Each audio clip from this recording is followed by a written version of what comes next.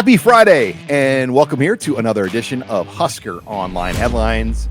Sean Callahan, Steve Sipple, taking you into this mid-July weekend as the next time we talk, we'll be getting ready to get on a plane to go to Vegas. That's a sweet thought right now. It'll be fun. Aria Hotel. I've had people email me and message me and give me suggestions about our hotel, so looking forward to that. Yeah. Give me one. One guy suggested it's hard to get an Uber there, and you might just go with a cab. Interesting. Huh. So cabs are prevalent in Vegas? We'll have to Uber to it's like less than a mile, but you don't want to walk like a mile in 100 and some degree weather. We can get a cab. Yeah, it is what it is. We're only going to be at the event one day. Right. So there'll be an airport cab and an event cab, and we got to go to Golden Steer for dinner. Golden Steer is where we're going. I got to remember that. The Golden Steer. Tuesday night. I believe that Golden Steer was on the movie Casino. Oh, yeah. It's got a mafia history. Marilyn Monroe has been there. Yeah, Steve Sipple will grace his presence in the history of that place. We're going to have a time. And the beauty is we're going to get a lot of material, because think about the head coach we deal with. He'll give us so much material, we won't know what to do with it all. Yeah, sometimes, though, he's careful, though. I think Matt Rule probably likes where he's at right now with the offseason, where, what you don't want to do is have like a Scott Frost moment at media days. You don't want that. I was thinking about Dylan. If I were counseling Dylan, I'd say, Dylan, just keep it safe. Play it safe in this. Nothing crazy here. That's what I would do. Bore them. Yeah, bore them. Dylan, because Dylan, we're getting off on it. All right, we got to set the show up. I was going to say one more thing. We're going to talk football here. Dylan, I would say to Dylan, you got enough pressure on you. Don't create your own. There's enough pressure on Dylan. Don't create your own. Don't tell people the next time you'll see me is in New York. Don't say that. Whatever you do, don't say that. All right. Well, we got a full show here on tap on HuskerOnline Headlines. We're brought to you by the title sponsor of StayHome.Care. They offer many of the same personalized care that you might find in a nursing home, right at the comfort of your own home. Whether your loved one is young or old or living with a disability, recovering from surgery, or simply just needs extra help when they're sick, StayHome.Care provides consistent, compassionate support from personal care and companionship to daily tasks like laundry, meal prep, and assistance with appointments and outings. They're there for you and your loved ones when maybe you can't be there. Visit them at StayHome.Care. That's .care, not .com, to learn more at StayHome.Care, or call them at 402-205-2233. Our heart is with you because we put our heart into everything we do. Your home, our care. StayHome.Care. Okay, let's get into headline one. Okay. The Big Ten itself doesn't put out an official preseason poll, but the Cleveland.com or the Cleveland Plain Dealer does one. I'm a part of the voting on that this year, where you essentially rank the Big Ten 1 through 18. But then what the league does come out with is their 12 significant players of the conference, or players to watch heading into the year. And I had a vote on that as well, because I am one of the 2 all Big Ten voters for Nebraska for this upcoming year. Okay. So you get a vote on this preseason list. And let me tell you, Sean, there's a lot of good players in this league. And especially when you look at the loaded teams like the Ohio States, the Oregons, the Penn States, you could theoretically put 8 or 9 of the 12 from those 3 teams. That's great. But no, you're right. That's a big job that you have to differentiate players. It's hard. Yeah, it's hard to do. But it's hard to do, especially you can take it too far, which I always used to do. I hated ranking them without watching them. So I try to watch a bunch of video, and it's like, geez, I'm spending 6 hours on this, On this preseason poll, though. Sorry. Preseason poll of teams? Yeah, on my Cleveland Plain Dealer, do you think Ohio State will get the nod as number 1 as the defending national champion, or would they go with a Penn State or an Oregon? I don't think Oregon will be 1 or 2. I think that's a good question. I think it'll be Penn State. I do believe it'll be Penn State, partially because my list is right in front of me has Penn State number 1. Who'd you write number 1? You voted. Did you do your voting already? Yeah, I did. Yeah, I did it when I was in San Antonio, and I'm trying to remember. I might have went Ohio State, Penn State, Oregon. Hey, you're obviously not wrong. Ohio State's loaded. Make no mistake about it. I was corrected by an Ohio State fan because I kept talking about how they suffered so many huge losses. And he said, you just got to stop with that. They are loaded up. So you could pick Ohio Well, they have State. the best offensive player in the league, maybe the number 1 NFL draft pick, Jeremiah Smith, who can bail you out of any situation. Pretty and much. they have Caleb Downs, the best defensive player in the league. Yeah, they might be the two best players in the league. Yeah. So but it's not, here's what I want to emphasize. It's not just that. There's a lot there. We always, everybody goes to that card. I've been listening to it all off season, but if you look deeper into it, they're going to be a problem. Problem. I'm more interested though in teams 4 through 8. 4 through 8, because I think you can go a lot of ways there. I think Michigan kind of gets the benefit of the doubt. They get 4 for, it seems like they're just written into 4 for what, but I really think Illinois, God, look at Illinois' schedule. Mm-hmm. Like they, look, and Megan, great job by our producer, Megan, popping that Illinois up. right there. Yeah. But you look at that schedule and tell me they can't be 9-3 or 10-2 fairly easily with that schedule. I'm looking at it. I see 2 games where they're probably out talented, maybe USC and Ohio State. Yep. That's not a bad, you're right. You know, it's not a bad schedule. Now that's a massive game on September 20th. They go to Indiana. Yeah. It's a massive game for the entire conference. Is Indiana for real? Because Signetti it's a home game for Indiana, and Signetti will have a tough game early in the year. Now, they didn't have a tough game like that last year. Okay, now let's stay on Indiana for a second because I know their schedule. I know where you're going. Yeah, Indiana. Look at Indiana's first 3 conference games: Illinois at home, at Iowa, at Oregon. Now, I think Indiana will start 1-2, if not 0-3. Now we're going to find out about Indiana's program. Now we're going to find out. Look, we don't really know. But if he maintains 8-4, I still think that's a good job. Yeah, but I agree. I just think you have to see how do they come out of that stretch. Now, maybe they'll go 2-1. Maybe they'll prove me wrong. I just can't see them going any better than 1-2. And then you find out because it's still a lot of transfers.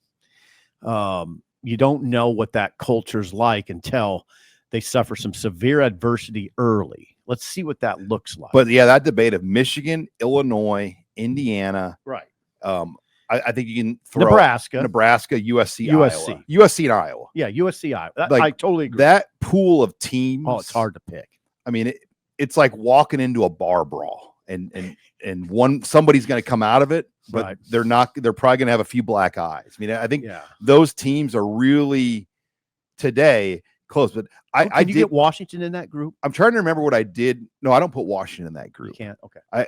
I mean, look, the Boer's not there. It's a different deal. Jed Fish. I mean, Fisher's a good coach. It's DeMond Moore is a good.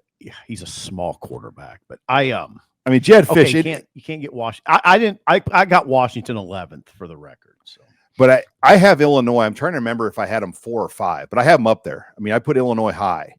You probably have them 5. And yeah, I think I went Michigan 4, Illinois 5, Indiana 6, USC maybe. I think USC could be really good. Yeah, I mean, Lincoln Riley, year 2 of the conference. They've got a full bank account. He's got a full bank account. By the way, his buyout, $90 million. So what do? You spend the money on players. Yeah. Because you don't want to pay him $90 million. But yeah, USC has a great schedule too out of the gates. Look at that. I mean, I don't even know who that is. Missouri State. Oh, okay. Georgia Southern. Yeah. Purdue. Right. Michigan State, then Illinois, Michigan, Notre Dame. I mean, that's a Nebraska. That's a really tough 4 Starts games. Getting tough there. Yeah. I mean, nobody. I just want to emphasize, nobody has it real easy anymore. Nobody has it real easy. I do give the Big Ten a lot of credit, like how they scheduled in this 4-year cycle. Like other than Wisconsin this year, everybody at least only gets like 1 or 2 of like the really, really good teams, or usually 2. Mm-hmm. Like Wisconsin though has Alabama in the non-conference. I mean, they drew Michigan and Oregon, Indiana, Illinois, Ohio State. I mean, Iowa. Their schedule is one of the toughest in the country. Megan, stick on that schedule. look at that schedule. Alabama, Michigan, Iowa. They do get Iowa at home. Ohio State, at Oregon, so they're at Alabama, at Michigan, at Oregon, at Indiana, and at their rival Minnesota, which, by the way, we watched Minnesota hammer them last year. That is the worst schedule in the Big Ten. I want to, we talk a lot about the SEC. Megan, do you have Missouri's schedule? Can you pull that one up? I just wanted to show you like what an 8-game conference schedule looks like.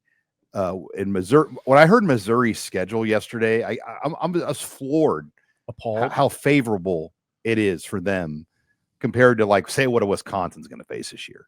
Okay, but yeah, look at Missouri's schedule. I think that's Maine. I don't know who that is. I don't know who the hell that is. Kansas, Louisiana Lafayette, South Carolina, UMass, Alabama, Auburn, Vandy, A&M, Mississippi State, OU, Arkansas. No Georgia, no LSU. No Ole Miss, no Tennessee. That's pretty. Yeah, that's not that bad.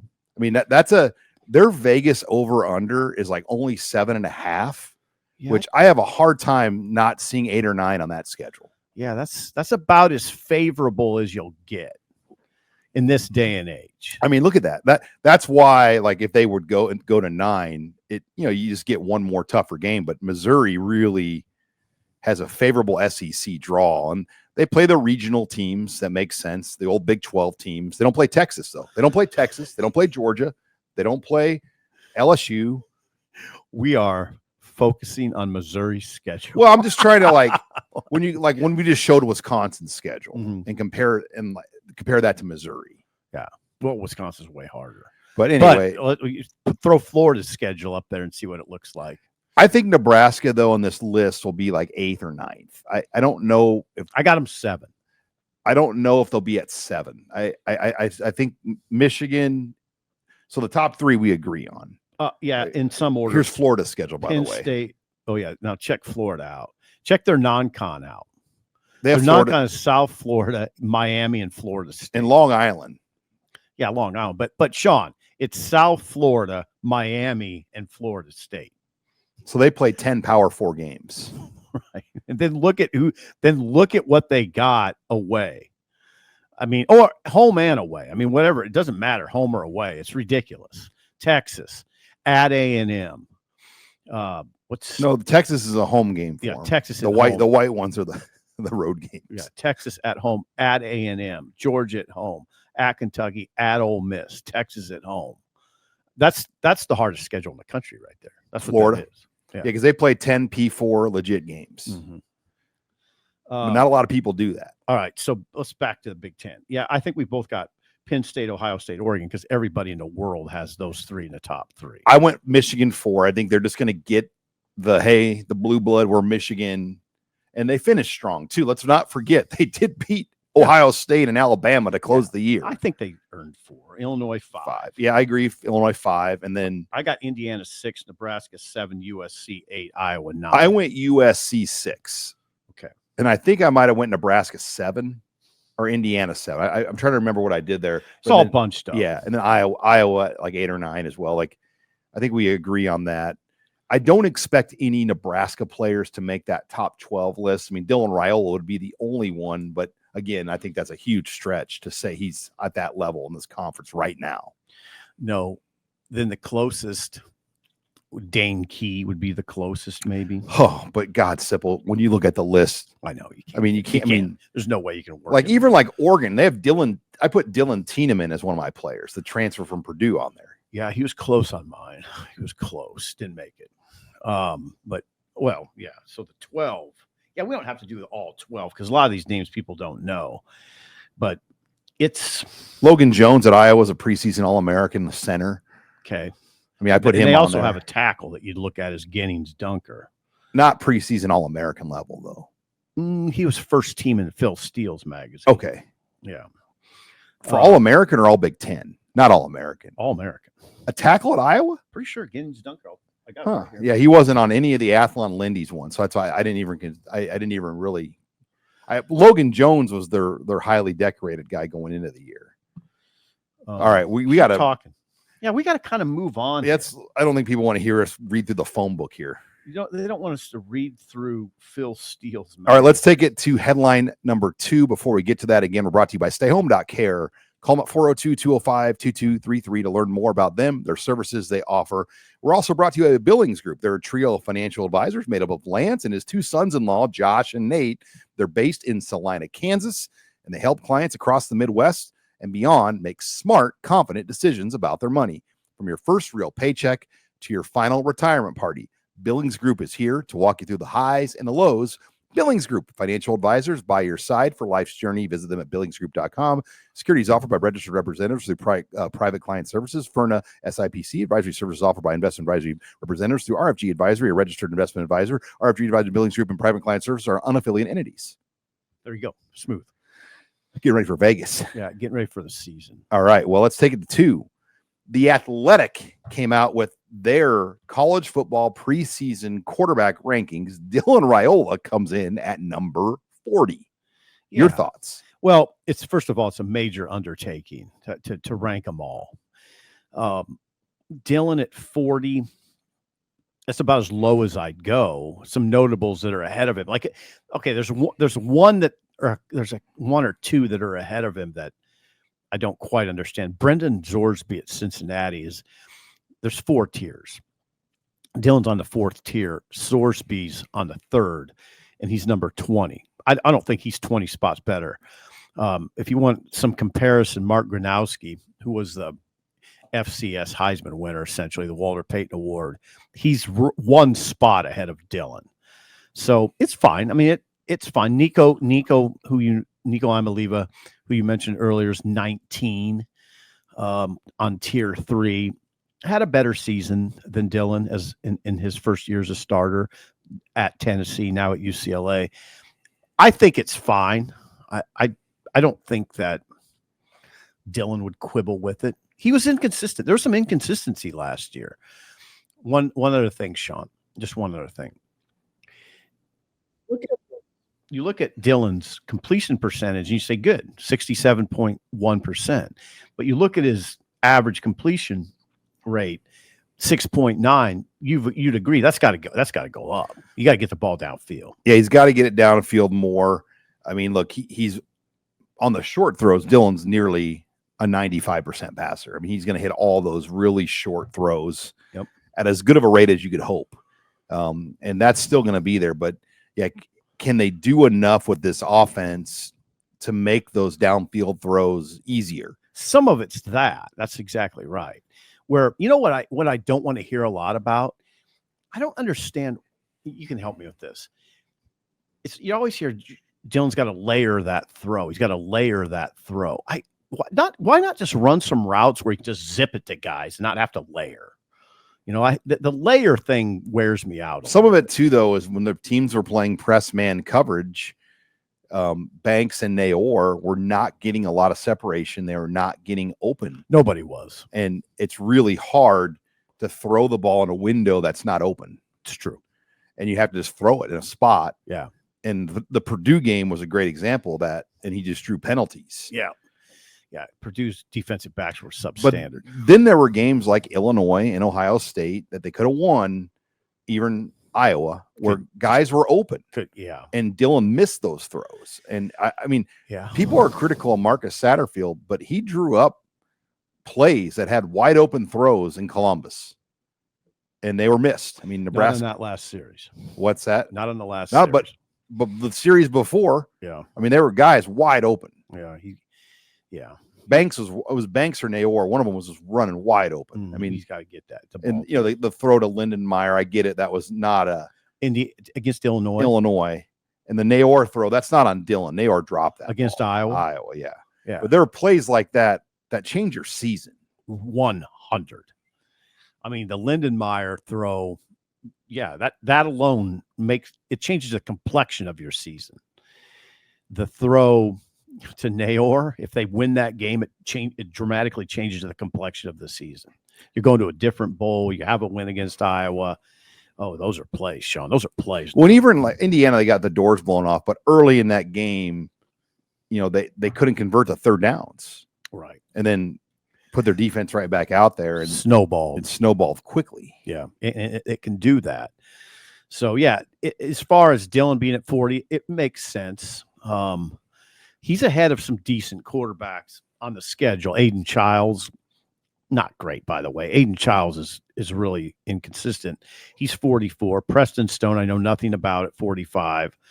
Underwood, the big time recruit from Michigan's 50.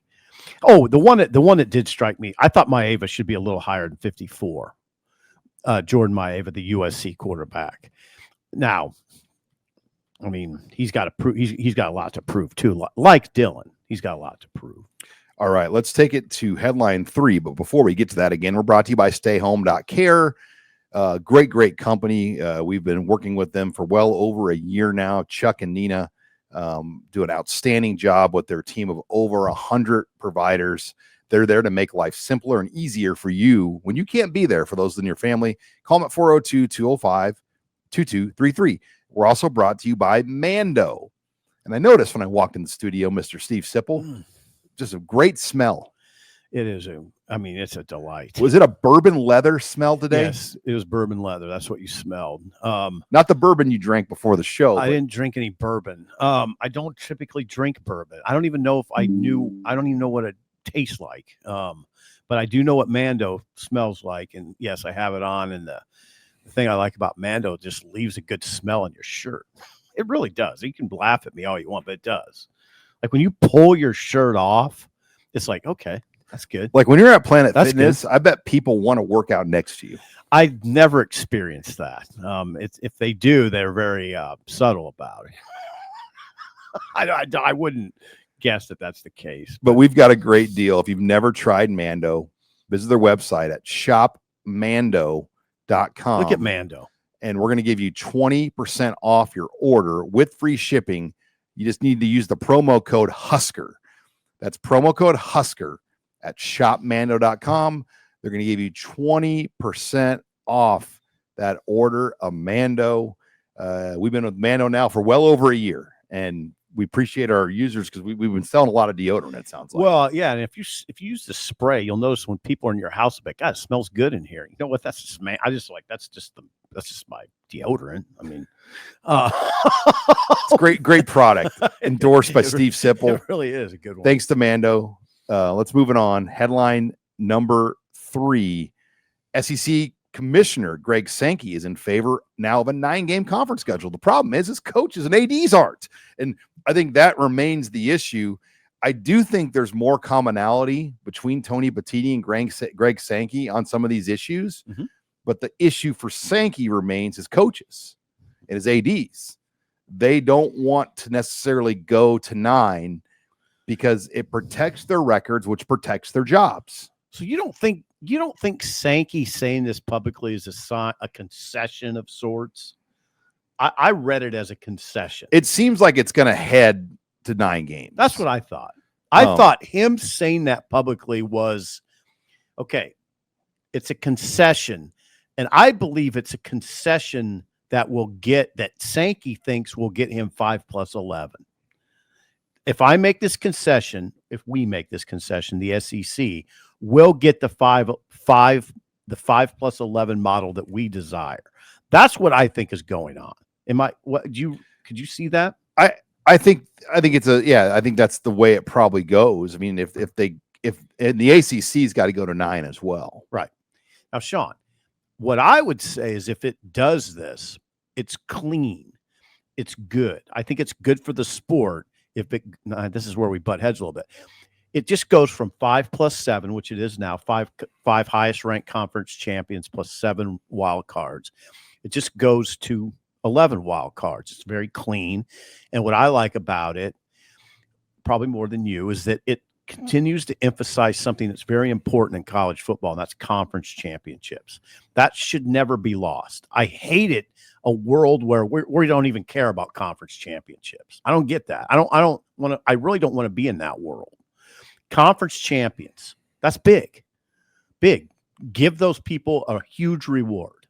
And then see how it shakes out. Well, they would still have an automatic spot, like the 4-4-2-2 model puts the conference champions in. but it doesn't, it lessens the impact because you get what you're going to say here is you get the play in.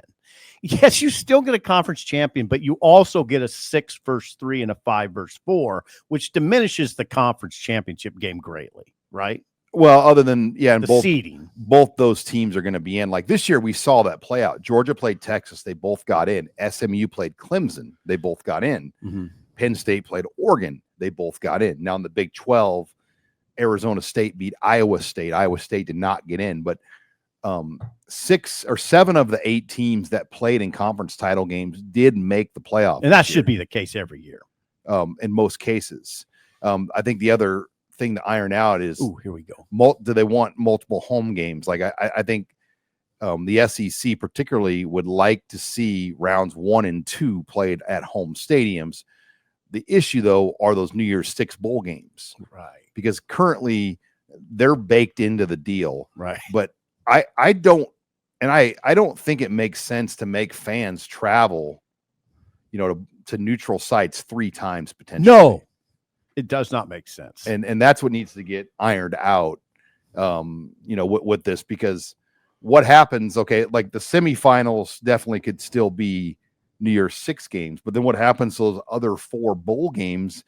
Because if the teams that you normally would take as an Orange Bowl or a Fiesta Bowl or a Cotton Bowl or whatever are playoff teams, and now you can't have those teams, like, is what happens to those bowl games? Like, I think, I know people are like, why do you care? Well, it's still a huge piece of the history of college football. Thank you. Those 6 bowl games are what the original championship of college football was, and they're more powerful than a lot of people want to admit.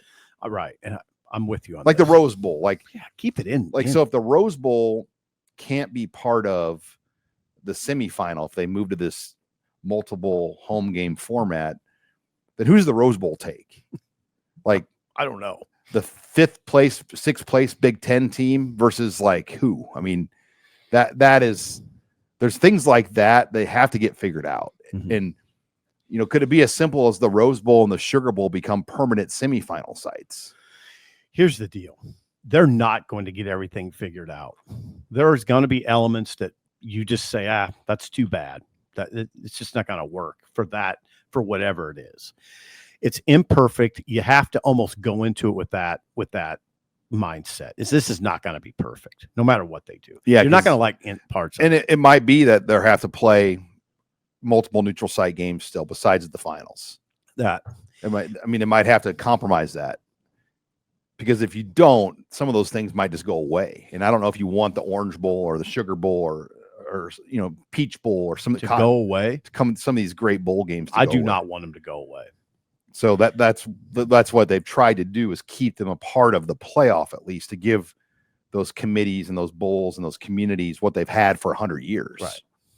As far as it all goes, I would say that I'm against the notion of automatic qualifiers, the 4-4-2-2-1-3 plan. I just prefer. I think it's cleaner 5 plus 11.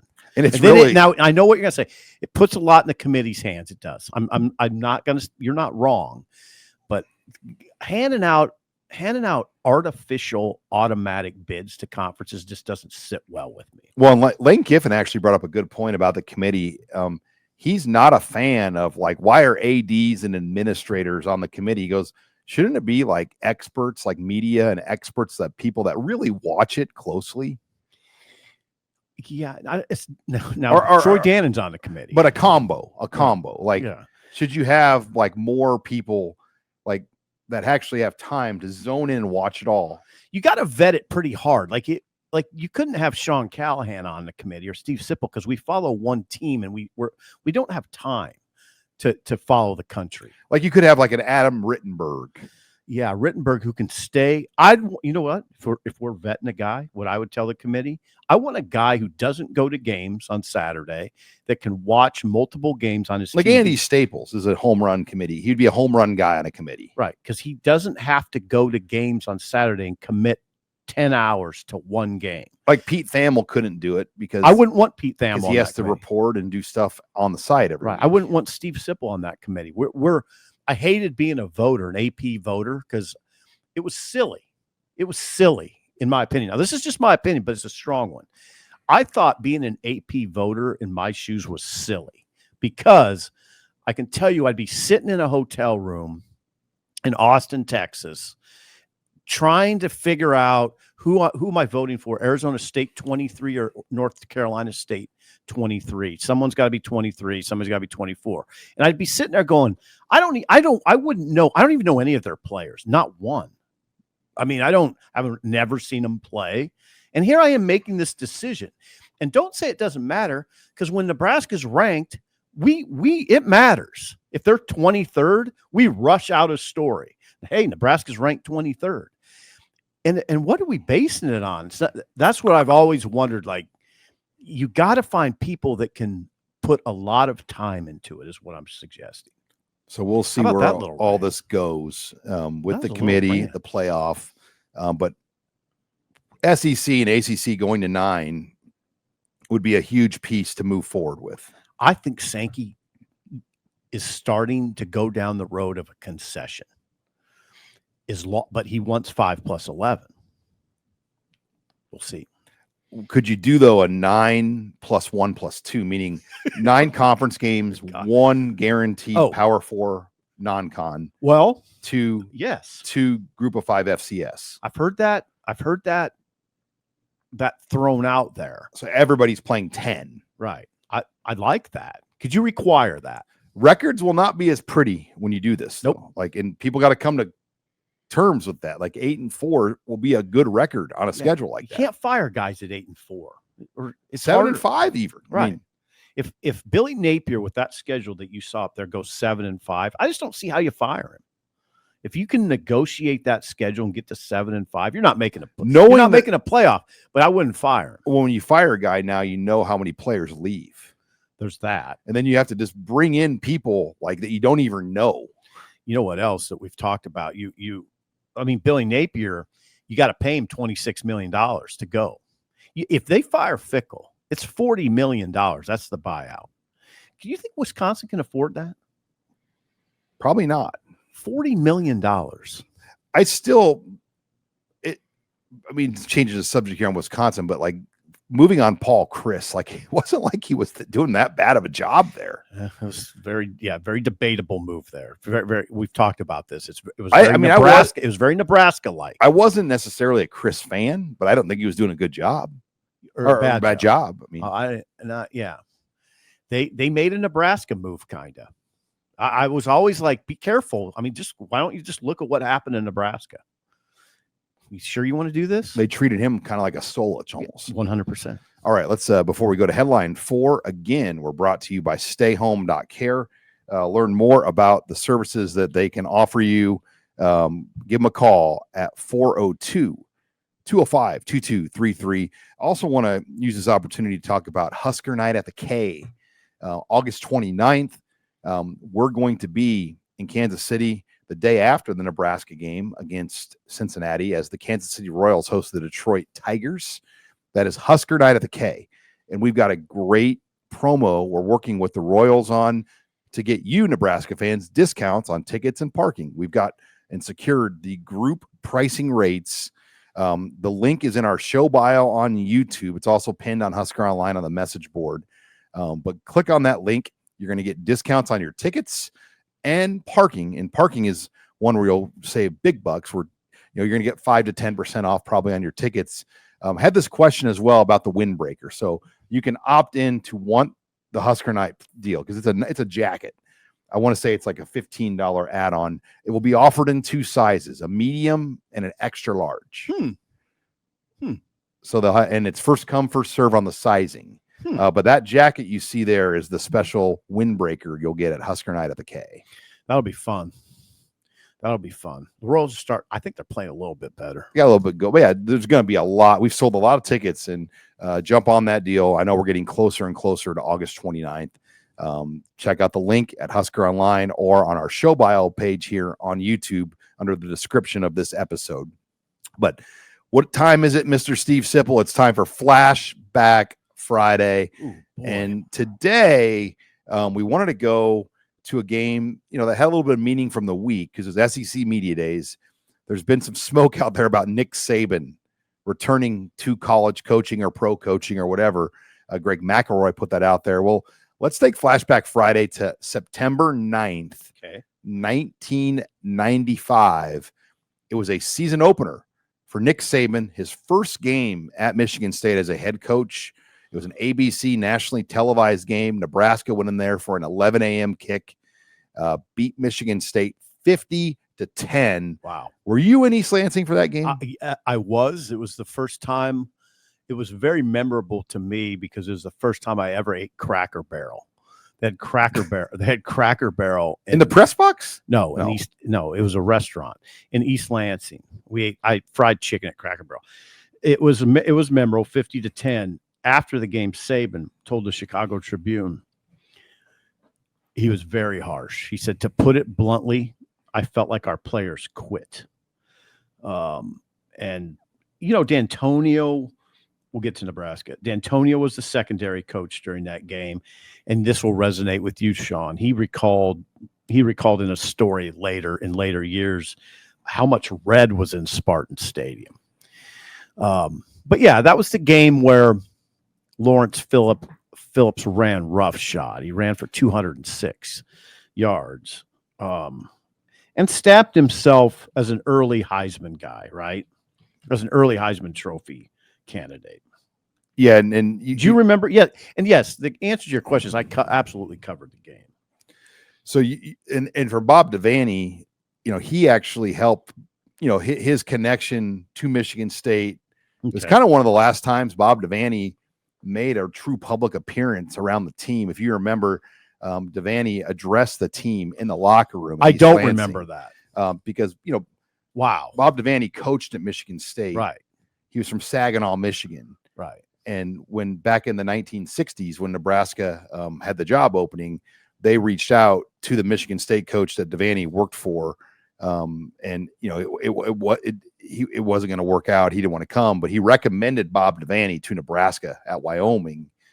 And so for Devaney, it was meaningful at the later stages of his life to get to go back to Michigan State, see Nebraska play, and see his successor, Tom Osborne, literally just throttle Nick Saban. Probably one of the worst beatings Nick Saban's ever taken in his coaching career. It probably was. It was his first game at Michigan State. It was Saban's very first game. And that team wasn't terrible that Nebraska beat 50-10. I mean, of course, Nebraska went on to win the national title, but Michigan State went on to the Independence Bowl that year. They weren't terrible. Nebraska, do you know how many rushing yards they had in that game? Tell me. 552.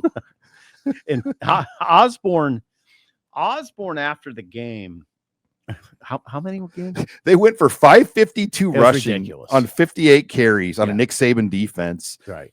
They had 666 yards of offense. Yeah, it was stunning. I remember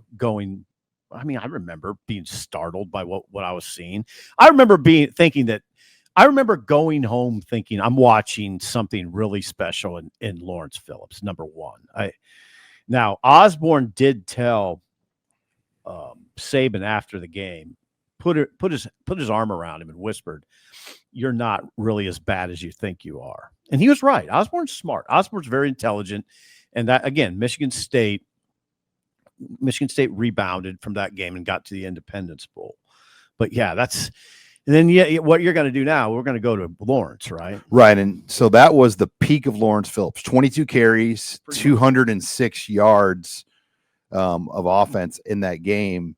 And he left East Lansing that afternoon as the front runner to win the Heisman Trophy. Pretty much. But his life was never the same once he got back to Lincoln. Obviously, the incident happened with Kate McEwen in Lincoln. And assault, he was suspended all the way until the Iowa State game late in the year. Came back late for the Iowa State game, then obviously played against Oklahoma, then the bowl game. But yeah, Lawrence Phillips' life changed. I mean, you think about just what that day meant, or you're like, wow, this is the next Rozier, this is the next Heisman winner at Nebraska. Yep. And that's what you're thinking. He just went for 200 plus on Nick Saban, and from that moment on, it was never the same again for Lawrence Phillips, but he still went on to be a top 5 NFL draft pick. Right. despite all the baggage. I mean, that's how talented he was.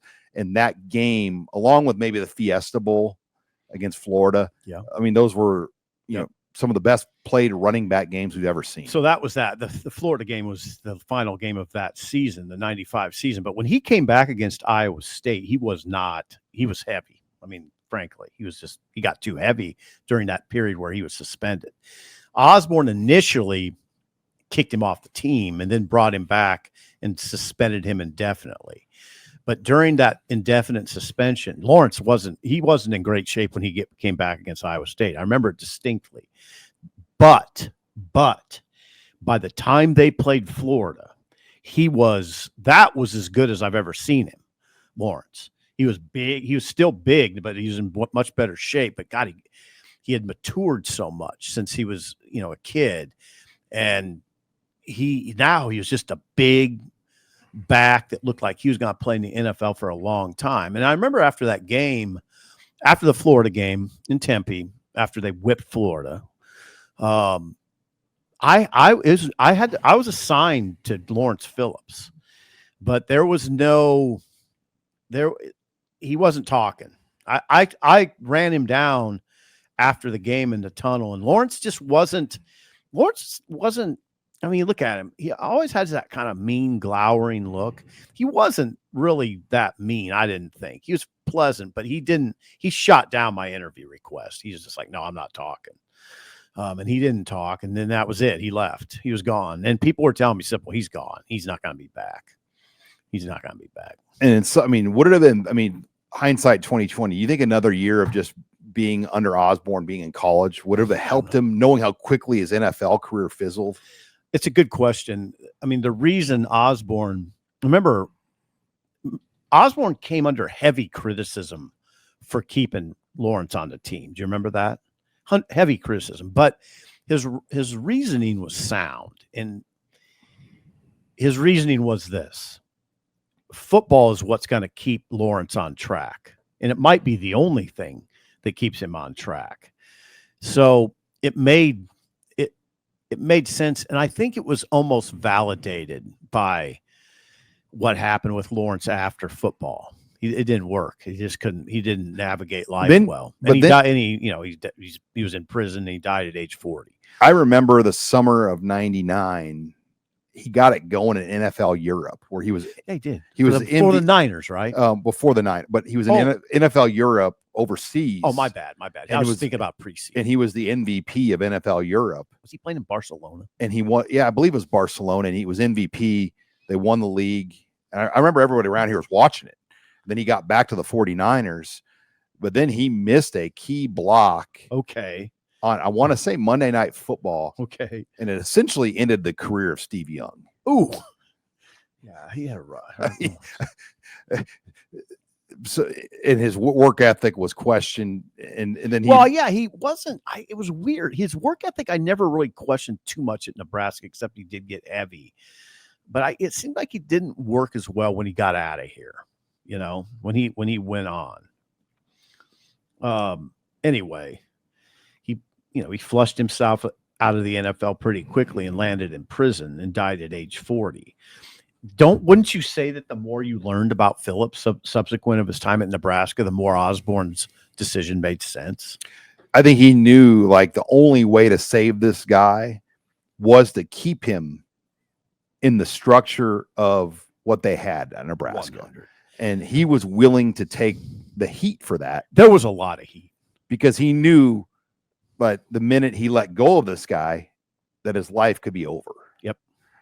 It was a very uncomfortable season. And he was criticized. You remember that period. The national media, Dick Schaap was at post-practice. Yeah, he was. And I'd say even some in the local media. It wasn't a picnic. No, there was nothing easy. That season was amazing that Nebraska was able to navigate it and get to the national title game and win and win so convincingly. But it helped that you had Amon Green. It helped that you had Damon Benning. It helped Clinton that you had Clinton Childs. Those were the guys. Sims. Yeah, Sims was a lesser extent. But he had Sims, to give you an idea how gifted he was as a fifth string back. Right. He had an 80-yard touchdown run at Michigan State. Yeah, Sims was all right, but it was mainly those three guys. Before, yeah. Yeah, Amon started 3 games. He started 3 games. I think he had 800 some yards. Both Childs and Damon had 350. So it was mainly those guys. So all Omaha backs.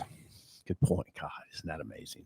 Yeah, Amon, Damon, and Clinton Childs. They carried the load, and then Lawrence came back and by the Florida game in the Fiesta Bowl. Was Sims from Omaha too? Sims, where was he from? Just find it out. We can do that on this type of show. Yeah, I don't remember. Jay Sims, Sean. Omaha, yeah, he's from, but he started college later. Right. He's from Central. Wow. He was a 1989 graduate, and he didn't join the football team at Nebraska till '93. Jay Sims was a good running back. He sat out of football for like 4 years. You know what Jay Sims was what read his size. He was a big running back. 6'1", 200. Yeah, he's bigger than that. He was bigger at Nebraska than 200. Yeah, he still played in 29 games. He's good. He's good. Those were incredible days at running back. Yeah, when you're like 5th string back, had 8 touchdowns. Well, he was legit. I mean, he'd be 1 or 2 here right now. I don't mind saying that. He'd be 1 or 2 right now, and he was 5. Yeah, put it this way: like, how many backs on Nebraska's roster could pop an 80-yard run? Right. Well, he was super fast. I mean, he did have the breakaway speed, and he was one of those workout warrior guys. He was always in great shape. Yeah, 97. He entered the season as a number 2 behind D'Angelo Evans. Wow.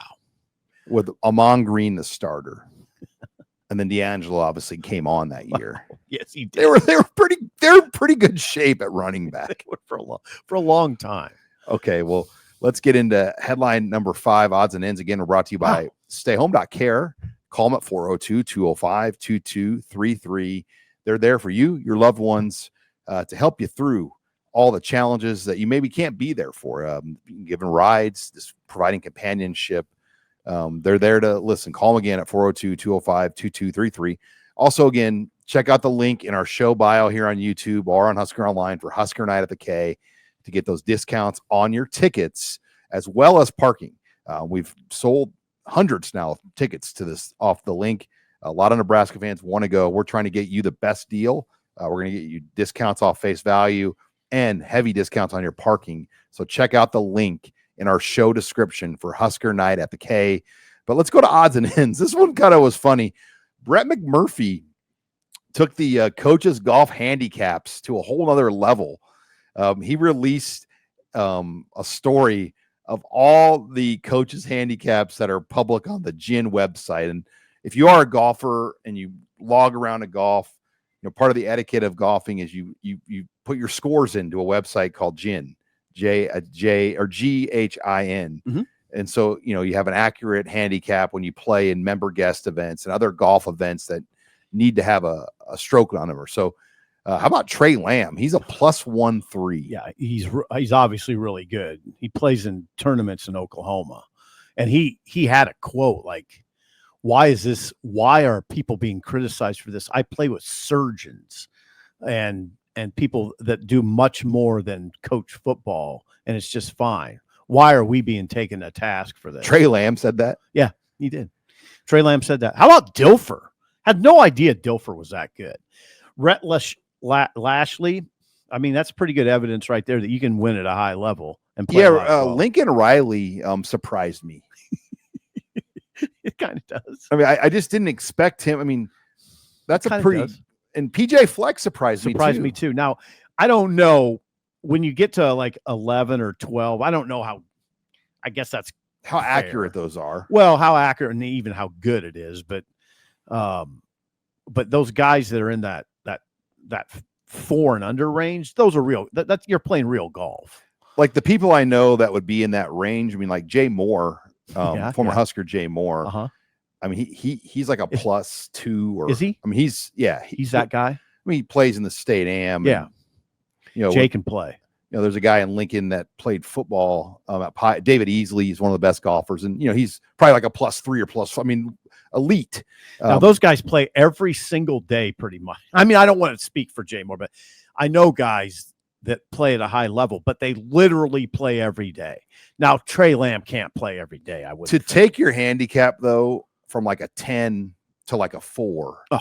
Extremely hard to do. Like I think, yeah. I mean, golfers, like you don't just like, hey, I improved this year from a 10 to a 4. I mean, it's a whole nother level of golf once you kind of get to where some of those guys are at. I'm glad that McMurphy did this in a way, because I thought Freeze was getting too many arrows. I mean, it just was kind of ridiculous. How did Frost not make this? I bet he scrubbed his gin handicap and just got it off. I think he's mostly golden tee. He golfs though. He's a good golf. I think he's a good. I think he's a good golfer. So Rule must not be on the gin handicap website. I don't think he plays a lot of golf, does he? Enough to like log your scores. Yeah. The big thing is like people playing these member guests at country clubs, and you're kind of slotted by your handicap, so you get strokes. Like it's kind of, you know what? Since we're having a strange discussion on odds and ends, it's a kind of a tricky one in my opinion, because if you play in these member guests and you're like Fred and Rule, you got to go raise money with on golf courses. You don't want to be a scrub out there hitting ground balls and hitting it way right all the time into the other fairway. Don't you kind of want to be proficient? I would almost say be proficient. You don't want to be duffing it around. Well, I wouldn't think so. Now that's just, again, sort of I have some strength. I look at the world kind of strangely, I know, but yeah, I mean, I'd almost be like, I don't mind you playing some golf. Like a year ago, Darren Erstad won the Country Club of Lincoln Swing Fest. What's that mean? That's their huge member guest. It's a tournament? Huge one, yeah. And really? And the winning teams this year flew him in a helicopter. And they picked him up at their house, and they landed the helicopter on the golf course. I mean, really? They're fun events. Like guys have a lot. I mean, they're your whole weekend. I mean, you spend doing these things, and your family's involved. And I mean, they're a good time. As far as all that goes, Hugh Freeze, I don't know if you saw him at the podium at SEC Media Days, but he handled this like a pro. He just nipped it in the bud. He goes, somebody asked him about having to defend himself. He goes, I really haven't had to defend myself. I play golf and I love golf, and I just, but my main interest is getting Auburn to the top of college football. And that was it. He handled it like a pro. I really appreciated it. He was in kind of a mixer, and he just handled it, All right, moving on, odds and ends. You weren't as impressed as I was. I want to throw this in there. Incoming Husker wrestling recruit Cade Raiola won a major tournament this week. He won the freestyle national title in Fargo, which is, one of the top, if not, it's like the top wrestling event in the country. And he went in and won the 215, and he destroyed the field. I mean, won everything in the field. Junior freestyle national champion. He's the first junior men's freestyle champion from Nebraska since 2011. Who's that? I don't know who won that in 2011, but he's as good of an incoming recruit as they've added, and he'll redshirt this year. Raiola is from Scott. His dad went to Gross with me. Okay, interesting. Wow, Manning's got a little. He fell in the finals a year ago and then came back and won it. And this is like all the wrestlers from the country go up there to this deal. Mark Manning, the Mangler, is on something of a roll over there at the Devaney Center. So we'll see where, and he'll redshirt, and AJ Ferrari will be the heavyweight, and I think they're going to groom Raiola to get to that. But I believe redshirts can wrestle in like 4 or 5 matches still, so they'll throw him out there a few times this year. Listen to you and your wrestling knowledge. Hey, we're starting to freak. We're jumping on the bandwagon. Yeah, we kind of are. We're bandwagoners, which is fine. But other than that, I don't got a whole lot more in odds and ends. Well, now it put me on the spot. I was looking up buyouts because of that discussion we have. How in this new college, I'm not going to go too far on this, don't worry. But in this new world, like how do you buy out coaches, Sean? How do you do it? how do you come up with that money? I mean, how does when you're paying the players now on top of that? I mean, just think. I kind of hate to do this, but if it got really bad with Rule, his buyout number is $55 million. I mean, it is. That's what it is. Do you think his moving buyout, forward, because 90% of his contract was guaranteed. New contracts are going to be adjusted?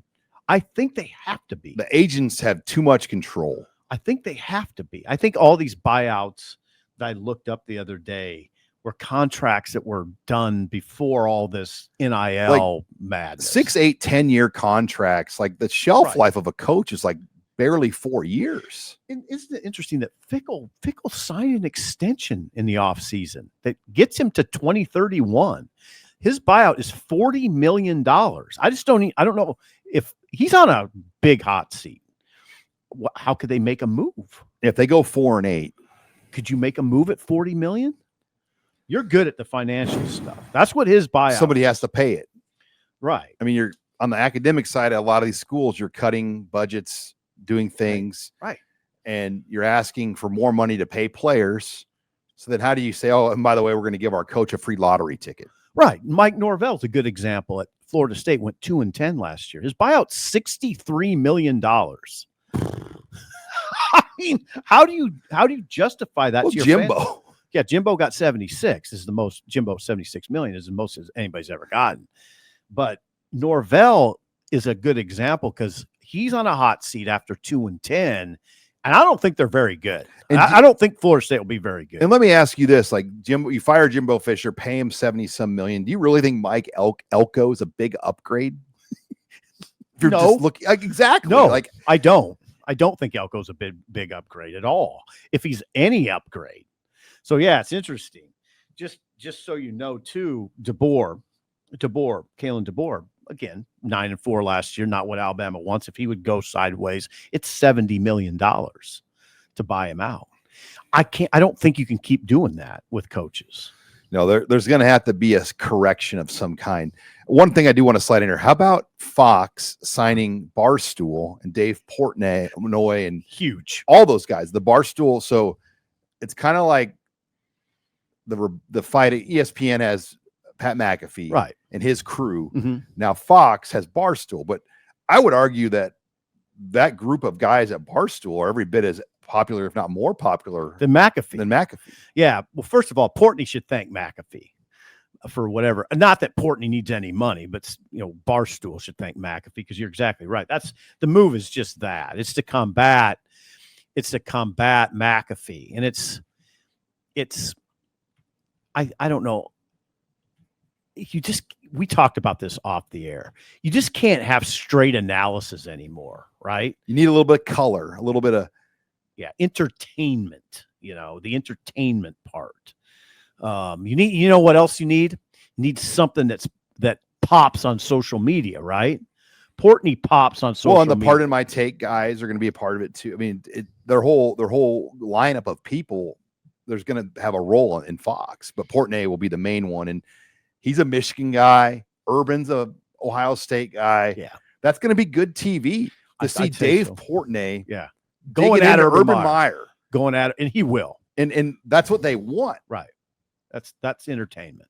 And well, I mean, it's just interesting, the different move. I mean, do you remember when ESPN tried to have Rush Limbaugh on at one point? It lasted about 4 weeks. Did they have him on Monday Night Football? No, as a Sunday analyst in the studio. Oh God. Yeah. Portnoy and McAfee fall under that kind of bro category, right? They're dudes and they're cocky and they're funny and they bring all that. And it's probably good. I like McAfee. McAfee wears a little thin, I'd say. I don't know if I was McAfee's agent, I'd say what they're doing is the right thing. Make a ton of money because you'll flame out. I don't know how much longer McAfee's making like $40 million a year from ESPN. I mean, right. it's something ridiculous. To the point where anybody that gets in his way, he says, "Get out of my way." Right. And they can't stop. And he does do that. And he'll call out like executives like Norby Williamson when I worked at ESPN that summer, I knew Norby was like the main guy. And he calls him and out. he called him out. Like, I was like, oh my God, he called out. I mean, I knew that guy. Like, that's not a guy you would just do that to and then survive the next day. Unless you're McAfee. Right. But yeah, he's taken over ESPN, and I'd imagine, Fox. I don't know if McAfee's taken over ESPN. Well, his show's on prominently. He's taken. I mean, I'm not ready to go that he's far. got like the main window show every day, and then he's on game day, and he has other stuff. You're making a pretty good case for taking over, but I hate to think McAfee's taken over at ESPN. When you can see what Fox is like, Joy Taylor has done. They cleaned house, and they cleaned 3 shows out. That style, the Joy Taylor, Shannon Sharp, Skip Bayless, like I think that style is not near what I think. You want more of the bro style. I think so. I mean, what you're talking about a little bit is Joy Taylor was with Paul Pierce and Keyshawn Johnson. I watched the show, and it wasn't very good. It just wasn't. It wasn't. I mean, I watched it all the time because I would get home about that time, and I turned it on. It just wasn't very good. They cleaned 3 shows out. Probably to hire Barstool. Exactly. That's exactly right. So now we know what they did, but good show, good discussion. Yeah, good job, show. All right, we'll be back Monday. I think we're going to tape Monday morning is the plan before we head off to Big Ten Media Days, and we'll be out in Vegas on Monday, Tuesday, Wednesday, back with another show on Thursday. Okay, so we'll be Monday, Thursday, Friday if you're trying to plan your listening times. Okay, it's Monday. I'm trying to plan my time. Monday, Thursday, Friday. Yes. Okay. All right. Well, that wraps it up. Have a great weekend. For Steve Sipple, I'm Sean Callahan signing off for HuskerOnline Headlines.